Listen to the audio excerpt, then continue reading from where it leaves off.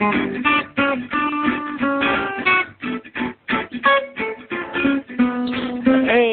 everybody, it's me, Dukect. Thank you so much for coming in here live on the Dukect Lounge. Thank you so much.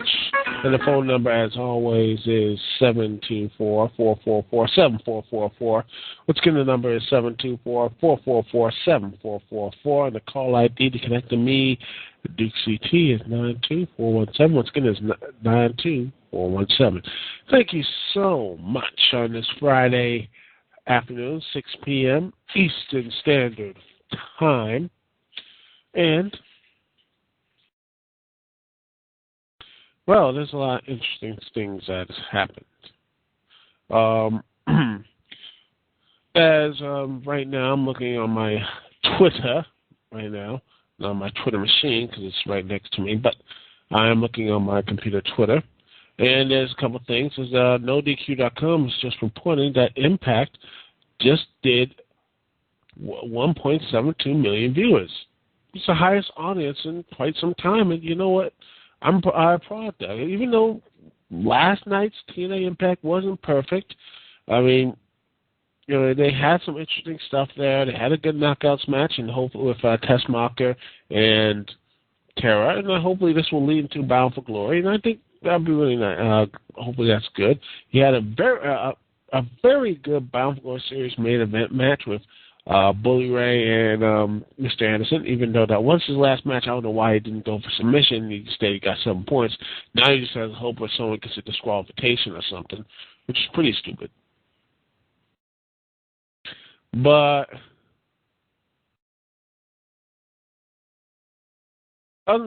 you know, there was some bad stuff, you know.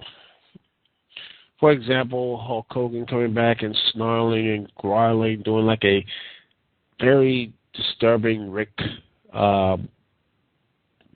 Steiner impersonation or something. Seriously, I don't know. But there's some other things that didn't happen I didn't like on Impact. For example, you had the you had probably one of the most stupidest storylines ever supposedly end. I mean, I'm talking about the Claire Lynch storyline, which ended with a lawyer in the ring just telling, by the way, it was all just a plan. Everything was on AJ. No, all the stuff that happened against AJ Styles was all part of the plan between Chris Daniels and Kazarian. It was all part of their plan. They planned the whole thing, which is one hell of a retcon. If you think about it, I mean, when this storyline started way back of last year, wasn't it Kazarian who had some type of reserve, you know, for attacking AJ? Was solely against it. It looked like there was something against AJ. But it was something against Kazarian. Everyone was like, what is the secret Tisha Daniels has against Kazarian?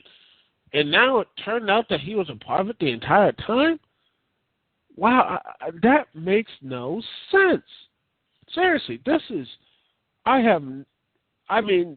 is amazing. From basically Kazarian, from something that was really interesting. I mean, I really thought it was going to be something interesting and a way to get Kazarian over and hopefully break away from Fortune or some type of you know, mostly, hopefully something logical. And hopefully for a new opponent for AJ. It turned out into this weird thing with AJ, and then it turned to AJ and Dixie, then it turned to AJ Styles and Claire Lynch, and then since Claire Lynch is not going to be a part of TNA anymore because, you know, you found out she was working as olive oil during the Universal Studios and such, with over at the Popeye ride or what have you, whatever it is. I mean, TNA, oh man, the way that was just amazing. They hired olive oil, and you know what, Claire Lynch. I know she's not going to listen to this, but how smart are you to go to a company that has averaged around like 1 million people watches that stuff live, and not only watches it live, but the YouTube and last time I checked, a pretty lot of people watch your YouTube videos, and the pay-per-view buys. Some I know it's like 8,000 or 9,000 buys, but there are people who do watch, who will probably figure out who you were eventually. So I don't know why you signed up with a company which did have at least an average around 1 million viewers in the United States, if not, more. I mean, I think they get a lot more overseas, but you know what I'm saying. She knew what she knew what she was getting into. So, I mean, really, it's just really. I mean, the way they ended the storyline with the lawyer just coming in there, and I gotta say, that crowd, man, the Impact Zone has really. I don't know the live show. I don't know what happened to it. The Impact Zone has done pretty well. They actually marked out when the lawyer said, "Get your hand in the most driest and most blandest way possible" to Crystal Dance, where Crystal Dance trying to stop, for her to get into the ring. So I tried to take the notes away from her, what have you. She said, "Get away from me, sir." And wow, it was. I mean, it was just so a bland delivery, and the crowd was just cheering. It was amazing. And this storyline was, and again, the way that AJ, Claire Lynch craziness could have all been sorted out earlier if, for example, AJ and Dixie could have said they were trying to help someone, behind the scenes. They should have just said, "Hey, I'm trying to go and help someone behind the scenes." That's what they could have just said. "Hey, we have this. We have a friend who's going through some problems." That's it. And if it was this whole thing about, pregnancy or what have you, this whole pregnancy thing with Claire Lynch, AJ could have just took a pregnancy test. Not pregnancy test or whatever. I mean, she could have a paternity test anytime he wanted. A paternity test. Let's say he could have took a paternity test. This whole thing could have been situated long before this whole thing could have been dragged out. But I have to say, Crystal Dance and Kazarian did some good work when it was on them. I mean, heck, the baby shower for AJ wasn't as bad and painful as it was when Kara Lynch was there.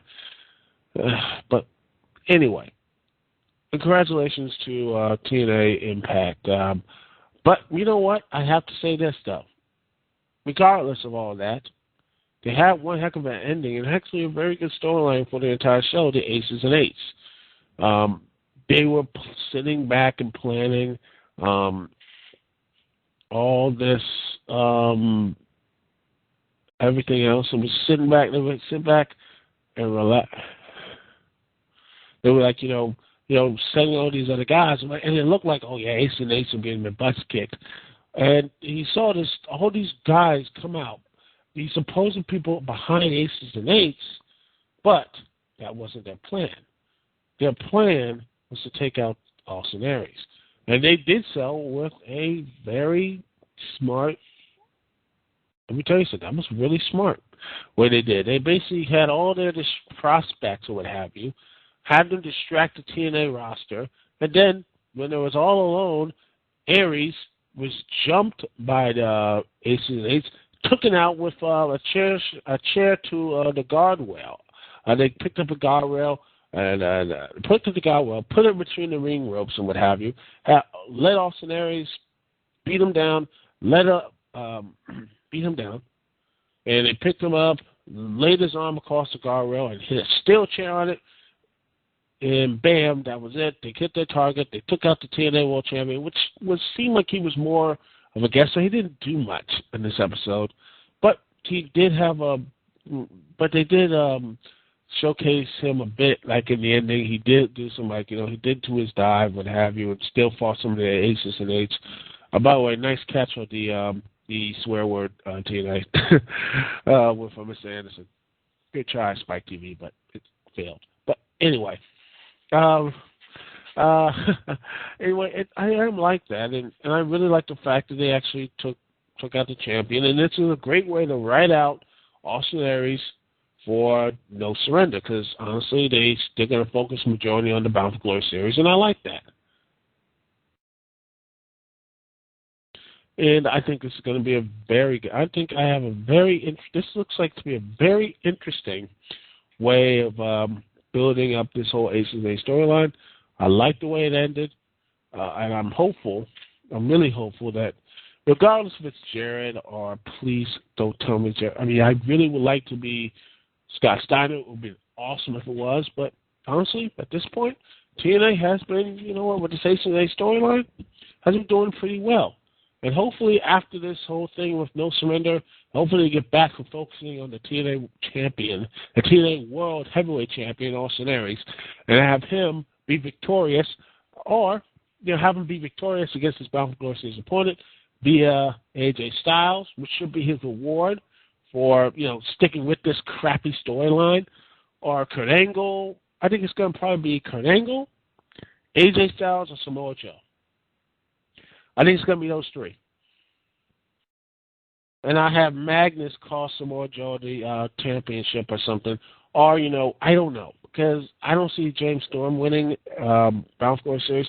I have him and Babaru facing about BFG. And they just, have a last man standing match or a Texas death match or what have you. That's what I see for what's going on there. I have a very positive feeling with that. And TNA for right now, besides its tag team division, which, they have been held by the World Tag Team Champions of the world, they need some more tag teams, and hopefully they get some. Hopefully they get some more mixed tag teams, like that good dude from Sam Shaw. I think he'd be really good. Pick him, put him in Scorpion Sky, the guy who's Scorpion Sky. I don't know what his name is in TNA.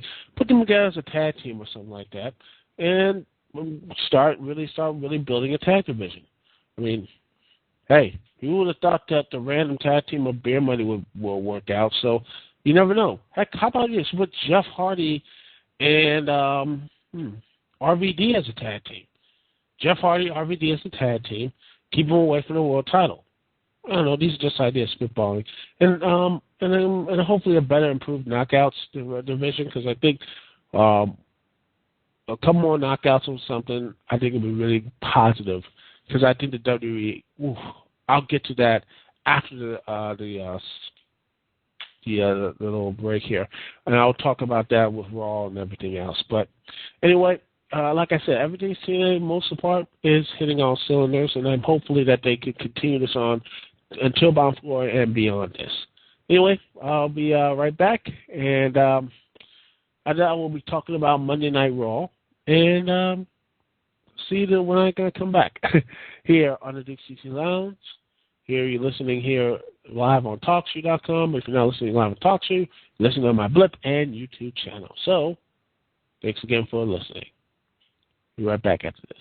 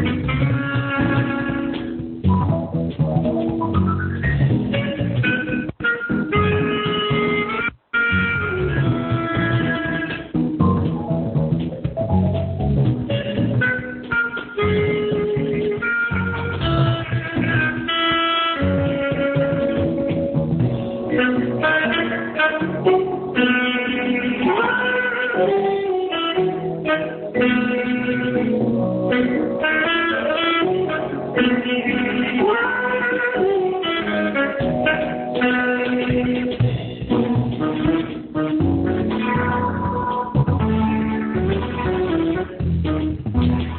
we are back live here on the Dukect Lounge, live on TalkShoe.com. If you want to join me, I'm here every Friday night at 6 p.m. Eastern Standard Time. And the phone number to connect to me, Dukect, is 724-444-7444. And the call ID to connect to me, Dukect, is 92417. Once again, the call ID is 92417. Now, let's talk about Monday Night Raw. Now, I don't know about you, but I think I already said this. If I haven't already said this, then I'll repeat this. Monday Night Raw going 3 hours was a horrible idea. And you know what? The reason why this was a horrible idea is because, well, what happened last week on Raw. The last episode of Raw. In fact, the last 2 weeks. It dragged. It is more of a chore to watch Monday Night Raw than anything else. It feels like I can't physically watch this. I mean, it is so much important that I might go to sleep doing this. I mean, it's something good or bad happening. Just like, yeah, I have more time for some matches, but it's just like, man, I don't know how I could do this. It's getting so bad. A bunch of Monday Night Raw going to just this long, like it's a long death march, that sort. That's why I feel like watching Raw. It's like I can't watch this stuff anymore. I mean, it doesn't matter how good or bad it is. It feels just blah, and it doesn't help when you have bad matches. For example, you have Ryback doing squashes again, which is just so nice. I don't know why he's just still doing squashes after all this time. I don't mean seriously. I mean, at this point, just have him feed against someone else. I mean, I know he has this whole thing with Jinder Mahal, of all people, which I have no idea what the WWE's doing with him. At this point, Jinder Mahal should actually he really needs to, I don't know, a repackage, a new gimmick or something. Because people say he's good. He's a good wrestler. But I don't see it. I really don't see I don't see his potential. Maybe I'm being blind or what have you. Maybe I'm wrong. Or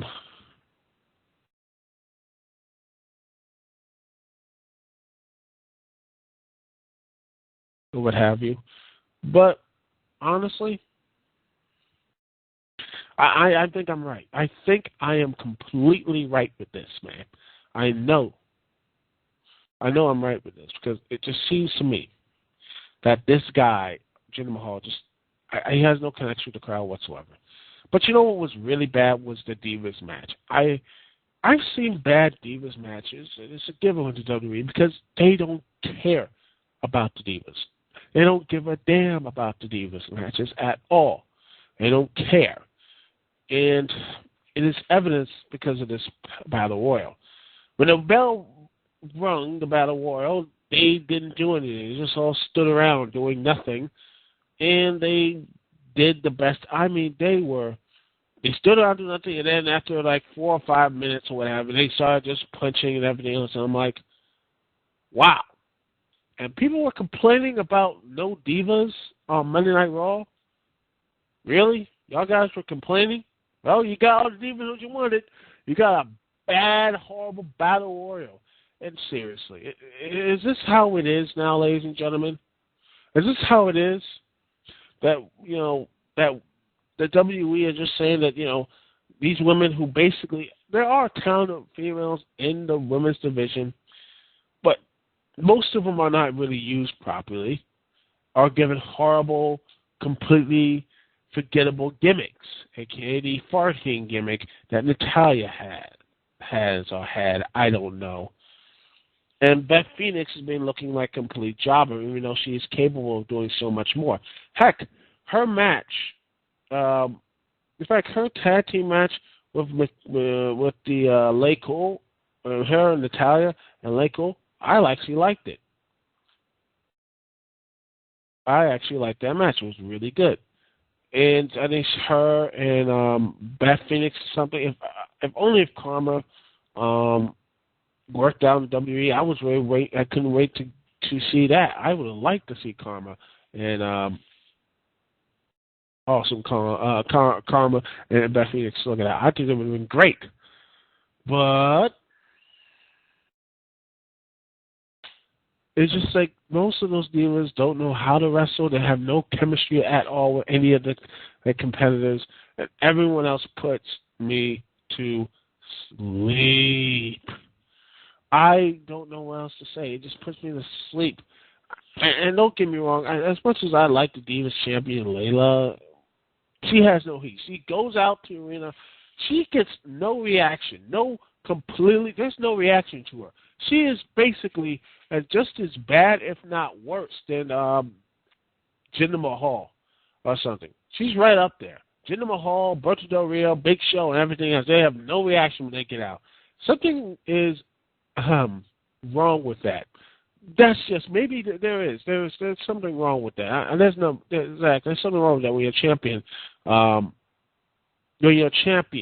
When your champion is not even respected and such. Your champion is just not even looked upon. It's downright just as an afterthought. Your champion should never be afterthoughts. Your champion should be the main thing. You know what I mean? Your champion should not be afterthoughts. What have you? It should be, they should be the main front of the division. That is what champions are. Not to be jobbed out by some other people, by guys who are clearly not gunning for their championships. Again, the Continental United States Championships that were in the past. I know some people, Antonio Cesaro's U.S. champ, and what have you, but please, honestly, I hope for the best, but I'm preparing for the worst, You hope for the best and prepare for the worst, man. That's what I'm doing. That is what I'm doing with Antonio Cesaro. I'm preparing for the worst. That's what I'm doing. So, and by the way, as for the ending of Raw, or what have you, the ending of Raw. And by the way, the other guy, the other Intercontinental Champion, The Miz. I would love someone to hear the comments about him. It just seems like it's a bit of a downward trend. I don't know. Maybe this is hopefully get him back to the upper mid card, what have you. Because honestly, I think they're still misusing him a bit. There's nothing for him. There really is nothing for The Miz at this point.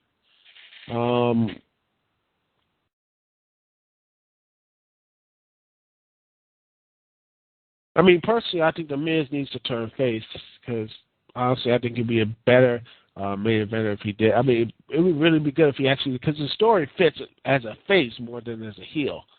I don't know how the WWE books this stuff. And one thing for the ending, let me get back to the ending of Raw, which was pretty good. John Cena did put a pretty good promo and what have you. I think it was a very good promo. Cena had a very good promo with CM Punk. And he laid some rules that, he hasn't won a championship. He won the belt. You held that for 9 months, what have you. He held that longer, and he didn't get much respect either. But he came out, and he ran through those roads, and did his job and left. And he earned that respect. And people who and cheer him, I get what he was saying. It's not what you do, it's how, it's not what you people demand. You don't demand respect, you earn it. And that's a championship you have to earn every day. Is it rightly or wrongly, how he does the booking staff? It's not Cena. It's, the whole system of WWE, which CM Punk is still currently rebelling against. And Cena, honestly, at this point, I think he's beyond the championship now. But I wouldn't be surprised if he wins it, again, because Lord knows we need another John Cena reign. But I don't know. I just think like John Cena and Rock should not fight. Personally, I would love to see Cena lose at Night of Champions because I honestly think maybe he needs to. Honestly, he's getting up there. Cena needs to. I think they need to start transitioning. I don't see him. Punk's going to probably retire soon, and I think because Cena's going to either go walk off of his own power, or if he's smart, he would. Because honestly, if he left right now, no one's going to really. I think he should retire next year. I honestly think Cena should retire next year, but that's my personal opinion because I don't want to see him. Because I like Edge forcefully retire. And heck, even with that, I wonder if Cena would actually take the whole thing. He'd probably do like another surgery to get back and injure his body more. It's downright disturbing, But then again, that's his body and that's his life, I just hope and pray that he doesn't go that route and what have you. I don't want him seeing him become another statistic. But I know that's a little depressing, but let's get back to a little bit more fun. But Cena, Punk, great chemistry in the ring, outside the ring, very good stuff. Him kicking Jerry Lawler in the back of the head, I liked it. I liked it. I really thought it was pretty cool. But I know heel move, CM Punk's heel. Even though he'll probably get more face cheer, I think he'll probably out-cheer Cena in Boston. It'll be very embarrassing. I mean, I just get a vision that CM Punk's going to walk into Boston. He's going to just overwhelm Cena with the cheers he gets. And if WWE's smart, maybe they do a subtle face to heel turn. Like, finally Cena just lets loose. That sort of thing. Just goes off, which would be nice. That would be a really nice backdrop if there was a huge CM Punk chance or what have you in Boston. And he just goes out and what have you. That sort of thing, which I think is probably going to happen. I mean, heck, last time they were at Boston, CM Punk got huge cheers. So I don't think that's going to go away anytime soon. Anyway, that's it for me. Dukect, it was great talking to you. Anyway, we'll be back next week, and we'll be talking more about pro wrestling. We'll get more into No Surrender, and also more into Raw, SmackDown stuff. And also I'll probably talk a little bit more of the indies as well, because I think a Ring of Honor pay-per-view is going to be coming up, and that pay-per-view is going to be coming up, so I'll probably be talking a little bit about that. Anyway, that's it for me, Dukect. Peace and love. I'll see y'all when I see y'all. Later.